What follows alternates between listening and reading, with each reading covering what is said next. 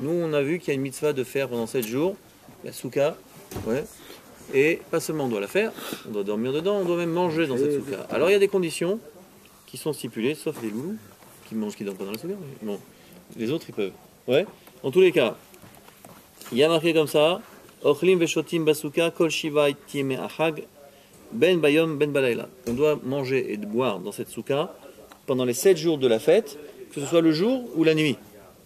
Achilat aray ena achila chashuva. Par contre, quand on dit manger, on parle de repas fixés. Pourquoi? Parce que nous on a dit tashuvu ke'en taduru. C'est marqué comme ça dans la Torah, que maintenant on doit vivre dans la souka comme on a l'habitude de vivre à la maison. Si maintenant on prend tous nos repas dans la maison, alors il n'y a pas de problème. Alors tout ce qu'on fait dans la maison, on doit faire dans la souka. Mais à partir du moment où maintenant il y a des repas qu'on ne prend pas forcément dans la souka, ou un anka, ou un petit gâteau qu'on mange en dehors de la maison, donc tout ce qu'on fait en dehors de la maison, on peut le faire en dehors de la souka. Et donc c'est pour ça que achilat aray, c'est pas obligé de manger dans la souka. Ouais, il y a des gens qui sont makpidim de rien manger en dehors de la souka. Ouais. Si toute l'année ils mangent rien en dehors de la maison, tant mieux. Mais s'ils mangent en dehors, ok. Kevan shechovat yeshiva basuke iken she'adam dar beveto gam b'chag hasukot mutar lechol achilat aray chutz lasuke. De la même manière que on mange en dehors de la souka, ouais, il faut souki ferme. Il faut on mange en dehors de la maison. Alors on mange en dehors de la souka aussi pendant les 7 jours. D'accord? Alors qu'est-ce qu'on appelle achilat aray? C'est ça ce qui est intéressant à définir. Voilà. Hagdarat achilat keva, achilat aray l'enyan chiyuv souka, tluya be'arbe prate dinim. Les limites de ce qu'on appelle un repas fixe et un repas temporaire, concernant cette obligation de manger dans la souka ou pas, ça dépend de nombreux points de détail. Bemin ou ama'achal, en fonction du type d'aliment aussi. Beshiura achila, la quantité. Ou beofen achila, le type d'alimentation. Kefish et balayan, et tout ça, c'est ce que maintenant il va étaler ici pendant plusieurs semaines pour qu'on arrive jusqu'au bout de la. Achilat pat. Alors voilà, le fait de manger du pain. Ouais. Imochel ad leshiur kabetza. Alors il y a un principe qui veut que nous, quand on fait motzi, ouais, pour pouvoir faire Birkat Hamazon, il faut manger au moins kazaït. Ouais. Kazaït, c'est ce qu'on appelle un chiyuv, mais de Raïta, il faut manger kabetza. Kabetza, c'est 2 fois kazaït, c'est environ 57,6 grammes selon le gramme de Milan. C'est la moitié d'une baguette. Ça fait 100 grammes une baguette? En tout cas, vous mangez. Une chala, c'est le quart d'une chala. Le quart d'une chala, c'est déjà chiyuv Birkat Hamazon minator. Bon, c'est pas une petite. C'est pas une chala. Alors, et la baguette, combien elle fait?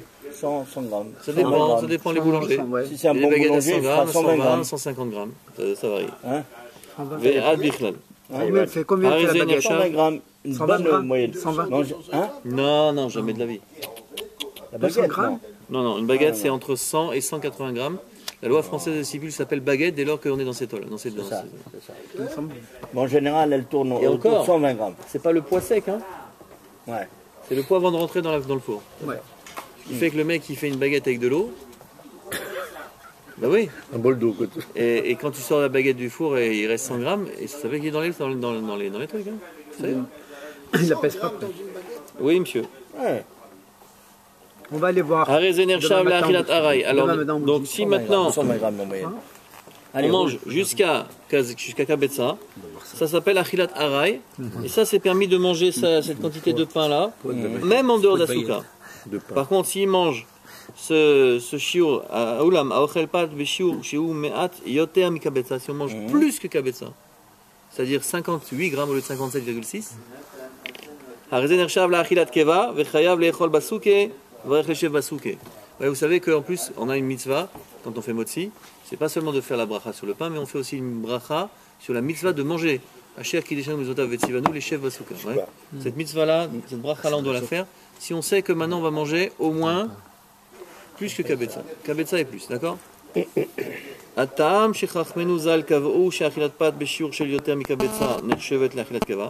Qu'est-ce qui définit maintenant ce passage de ce qu'on appelle achilat aray à achilat kava? Pourquoi ils ont fixé ce passage-là à cette quantité de pain? Parce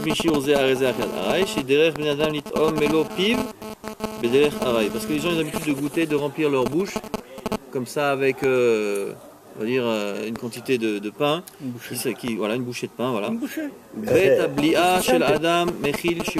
Et quand vous remplissez la bouche, vous pouvez mettre un shiur de kabetza.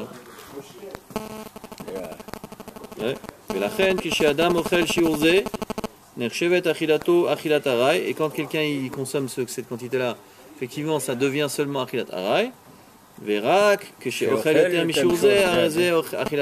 seulement s'il dépasse cette quantité, il deviendra maintenant dans ce qu'on appelle un repas fixé. Et seulement à ce moment-là que ça l'oblige à manger maintenant de la souka.